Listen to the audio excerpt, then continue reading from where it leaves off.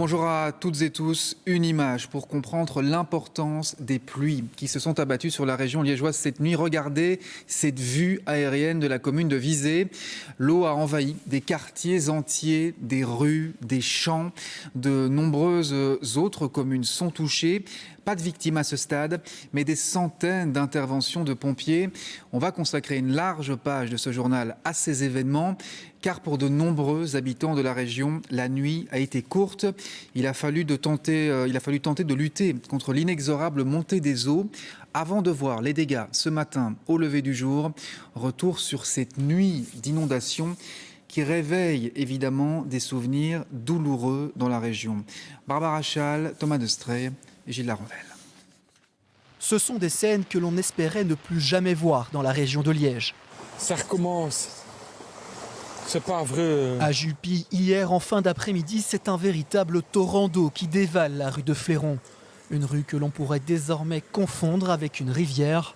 Et face à la force des éléments, les riverains se retrouvent, eux, fort impuissants. Les fortes pluies d'hier ont touché de nombreuses communes. Sur les réseaux sociaux, les images parlent d'ailleurs d'elles-mêmes. Ici, à Blény, les jardins sont inondés, alors qu'un peu plus loin, à Traux, ce sont des voitures qui luttent pour se frayer un chemin à contre-courant. Et même dans le centre-ville, la situation est compliquée pour les automobilistes.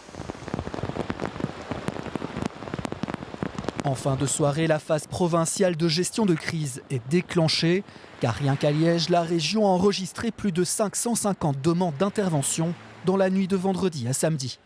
Contacté par nos soins, le gouverneur de la province nous confirme que la situation semble ce matin sous contrôle. Si la soirée n'a pas été simple à gérer, nous dit-on, les personnes évacuées de leur domicile ont bien pu trouver à se reloger auprès de leur entourage.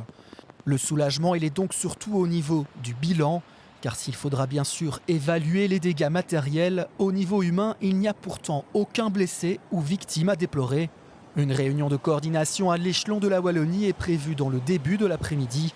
Les gouverneurs des provinces pourraient alors prendre des mesures plus ciblées en fonction de la situation sur le terrain.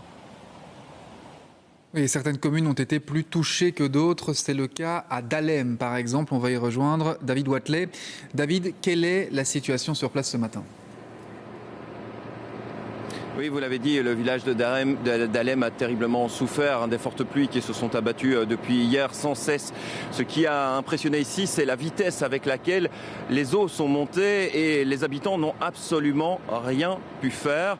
Après la surprise est venu le temps du constat et de la détresse, car les dégâts sont énormes et les habitants ont beaucoup perdu, voire même énormément perdu, comme vous avez le constaté dans le reportage réalisé en compagnie de Pierre Foulon et François Roideau. Ils ont travaillé toute la nuit. Et ce matin, dans le centre du petit village de Dahlem, Fabienne ne peut que constater les dégâts. On est impuissant, on ne sait rien faire. C'est rien du tout. Que regarder, voilà, tout est inondé, plein de boue. Le salon de coiffure de ma belle-fille est foutu, la maison est foutue. Moi, je suis à la ferme là à côté. Les vaches sont dans l'eau, les citernes alizées sont pleines, tout.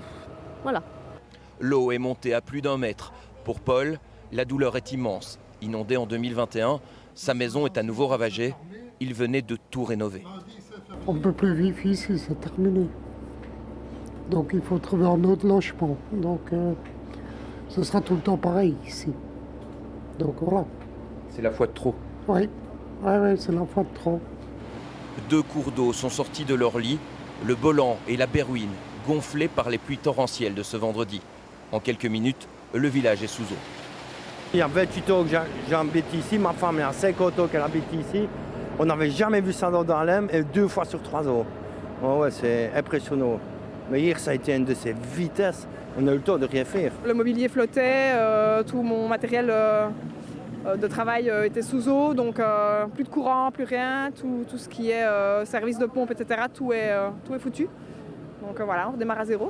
Depuis les premiers messages de détresse, la solidarité s'organise. Seaux et raclette à la main, ils viennent des villages aux alentours. J'ai regardé les réseaux sociaux, je vois les gens dans la détresse. Je me dis si je peux aider, j'ai un ami qui avait des dégâts, mais qui apparemment s'en sort pas trop mal. Donc si je peux aider ailleurs, oui, volontiers. Des habitants qui épaulent les pompiers venus en masse pour travailler au plus vite.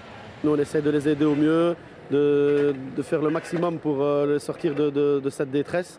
Mais effectivement, il y a un ras-le-bol qui s'installe et on le sent énormément. Oui. Peu à peu, le village se vide de son eau. On essaye de se rassurer, même si tous les regards sont dirigés vers le ciel. Ah oui, justement, on vous retrouve, David Wathelet, vous le disiez dans votre reportage, de nombreux habitants sont ce midi inquiets pour la météo, cette fois des prochaines heures.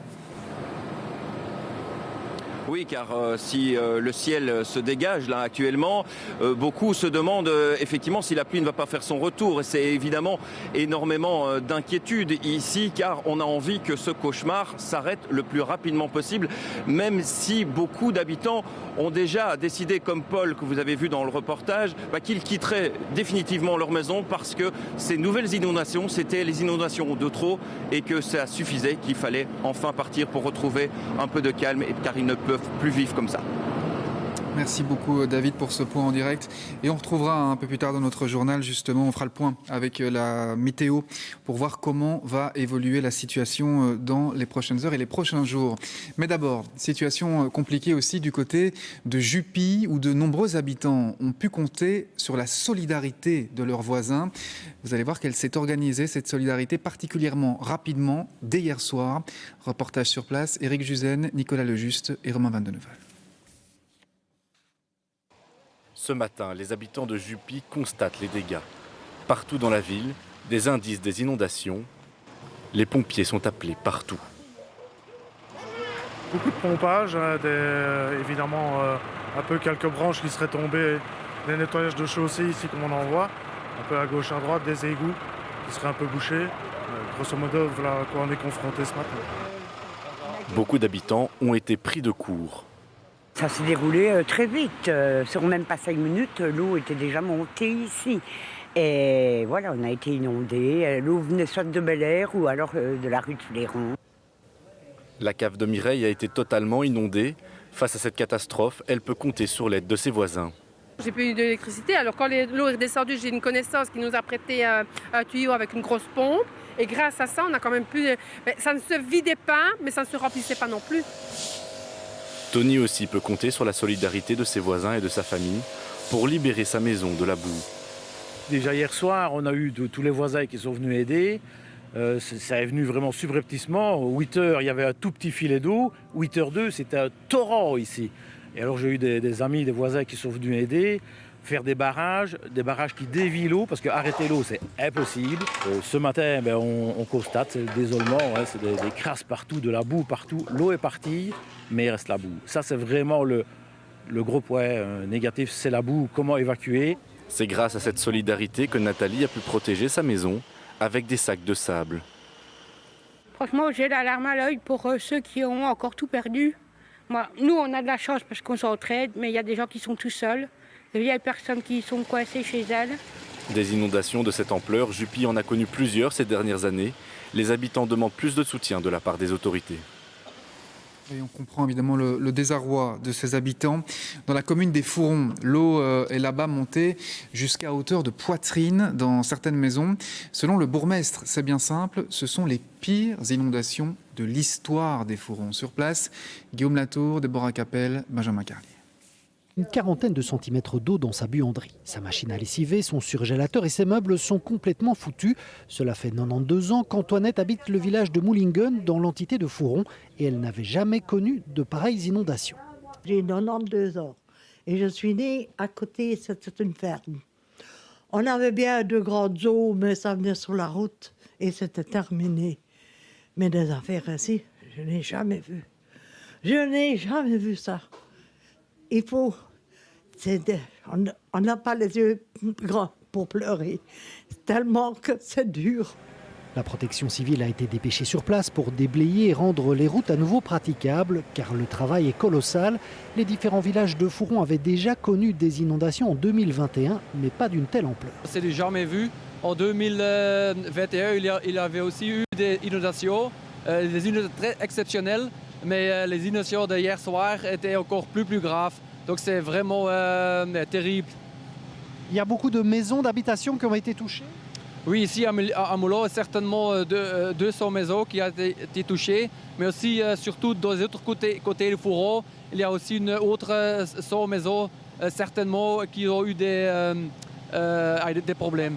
Dans cette autre maison située tout près de la Berwyn, le cours d'eau local, toute l'équipe enseignante de l'école est venue aider une institutrice dont l'eau a envahi tout son rez-de-chaussée sur une trentaine de centimètres.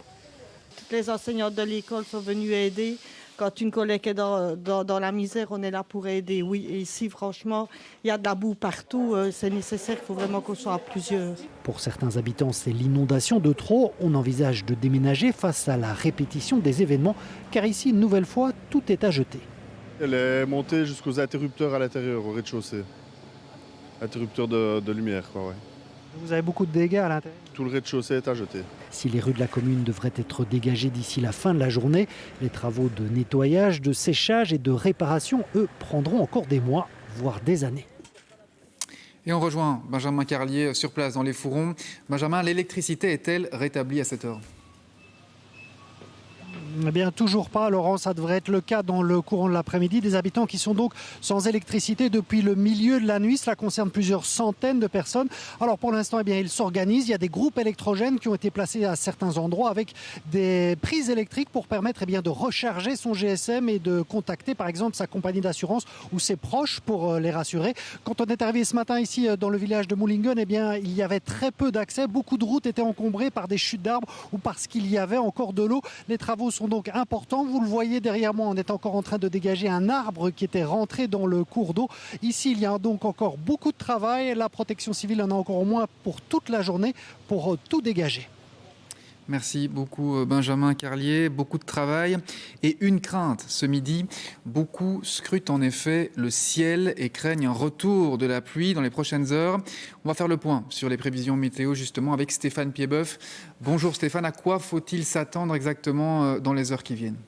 Bonjour Laurent, pour bien comprendre, regardons les cumuls pluviométriques enregistrés dans l'épisode d'hier. On a bien dépassé à plusieurs endroits les 50 litres d'eau par mètre carré, surtout en province de Liège et sur une partie de la province de Luxembourg. Alors nous sommes dans ce que l'on appelle une situation de blocage. Entre plusieurs zones de haute pression, il y a cette dépression qui se déplace véritablement très lentement depuis l'Allemagne en direction des Pays-Bas. Elle va reprendre le chemin de l'Allemagne. Et après les copieuses pluies d'hier, eh bien c'est de l'instabilité qui arrive chez nous aujourd'hui par le nord-est, de façon anarchique et aléatoire, des orages qui vont ajouter entre 10 et 20 litres d'eau par mètre carré au cumul pluviométrique déjà enregistré hier. Et vous voyez que la journée de dimanche sera à nouveau instable. Des matinées plutôt belles, plutôt ensoleillées. Puis dans le cours de l'après-midi, des orages qui se développent. Ce sera le cas également lundi. Mais regardez ce qui arrive entre mardi et mercredi depuis la France. Cette situation de blocage est loin d'être terminée. Parlons des cours d'eau. Il y a tout de même une bonne nouvelle, même si plusieurs cours d'eau sont en phase de préalerte de crue, toujours actuellement, donc avec un risque d'inondation localisée et sans gravité. C'est le cas de la Vesdre, de l'Ourthe ou encore de l'Amblève. Pour l'instant, l'heure est à la stabilisation ou à la décrue. En revanche, puisque les sols sont gorgés d'eau, on craint des inondations par ruissellement sous les cellules orageuses les plus virulentes. Merci beaucoup Stéphane Piedboeuf, et on le comprend, hein. Instabilité et vigilance sans doute dans les prochaines heures et les prochains jours.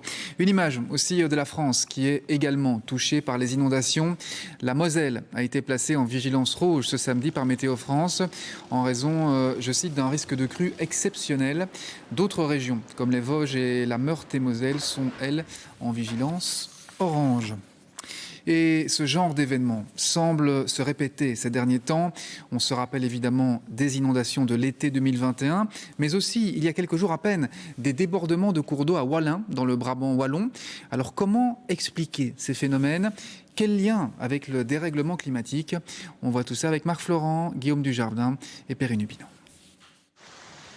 Une pluie incessante, des rues transformées en rivières, des habitants désespérés d'avoir tout perdu.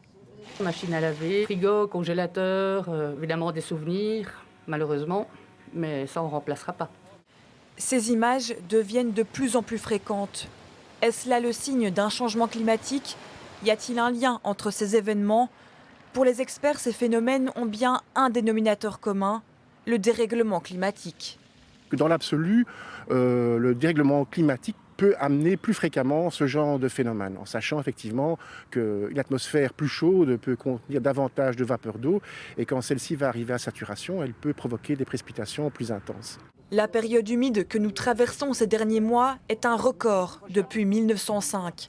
D'habitude, en mai, 59 litres par mètre carré de pluie s'abattent sur le pays. On en est déjà à 73 litres. Certaines études montrent quand même que ce genre d'événement aura tendance à se reproduire plus fréquemment dans le futur. Donc il faut savoir aussi que de manière générale, les quantités de précipitations ne vont peut-être pas changer tellement sur base annuelle, mais elles seront quand même probablement plus intenses durant la période hivernale et plus faibles durant la période estivale. Même si ponctuellement, comme en 2021, on peut avoir des très grosses pluies qui vont quand même tomber, par exemple, pendant le mois de juillet. Alors à quoi s'attendre pour cet été ? Aura-t-on un temps chaud et sec ou va-t-on connaître des pluies abondantes ? À l'heure actuelle, les prévisions sont encore trop incertaines pour le déterminer. Les signes actuels indiquent tout de même qu'il devrait faire chaud et que des orages ne sont pas à exclure. Et voilà pour cette large page consacrée à ces inondations.